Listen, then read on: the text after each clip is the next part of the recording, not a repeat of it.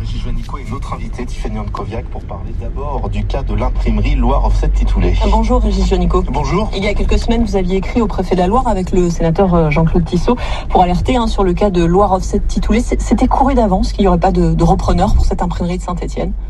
En tout cas, et nous irons tout à l'heure avec Jean-Claude Tissot, sénateur de la Loire, et Ramona González Graïs en soutien des salariés qui sont en grève illimitée, qui occupent le site. Nous irons tout à l'heure les rejoindre pour les soutenir, parce que comme eux, nous éprouvons une colère froide. C'est pas simplement un gâchis industriel, comme il y en a eu ces derniers jours d'ailleurs avec Blanquefort, Ford, ou les fonderies du Poitou. C'est un gâchis humain considérable. C'est pas n'importe quelle imprimerie.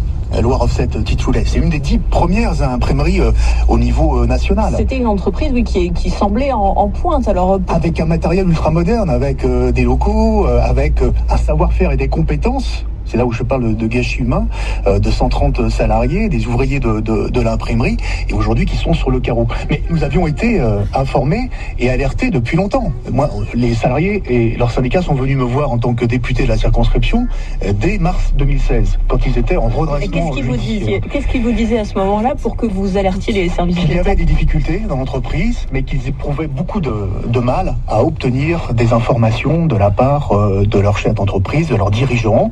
Et déjà, nous avions ces formes d'opacité et finalement des informations qui étaient dissimulées, qui font qu'aujourd'hui, on les a trompés. C'est-à-dire qu'on leur a tenu un discours très rassurant sur les possibilités de reprise de l'entreprise. Et puis, finalement, comme nous l'avons écrit au préfet dans notre lettre avec Jean-Claude Tissot le 22 février, il y avait de gros doutes sur les possibilités de reprise. Et aujourd'hui, ils se retrouvent au chômage, avec maintenant la demande faite à l'État d'aller les soutenir pour avoir une prime supralégale.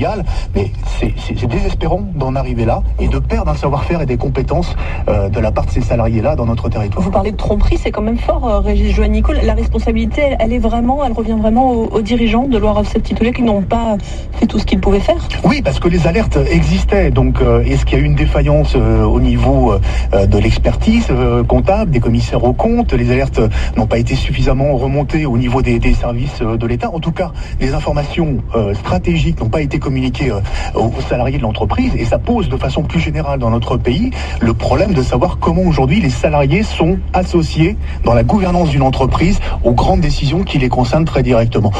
C'est le sujet que nous avons cette semaine avec Bruno Le Maire, sur le projet de loi Pacte, sur le pacte de croissance et transformation des entreprises. Oui, je veux lui en parler très directement à Bruno Le Maire, parce que nous voyons là que les salariés ont été mis de côté, on leur a dissimulé un certain nombre d'informations, et aujourd'hui c'est eux les grandes victimes. Ils se retrouvent aujourd'hui au chômage. Il va falloir leur retrouver un emploi. Et ils ont 20 ou 30 années d'ancienneté pour beaucoup. Certains, oui. Ça va être extrêmement compliqué pour certains d'entre eux, même si dans ce territoire, on a toujours su se mobiliser pour la reconversion de nos salariés. On l'a prouvé sur Staub, par exemple, à Roche-la-Molière, ou Jean Cabi un peu plus tôt, il y a une dizaine d'années, à Saint-Priest-en-Jarret. Et vous irez les voir donc cet après-midi, Régis Juanico, oui, avec d'autres élus.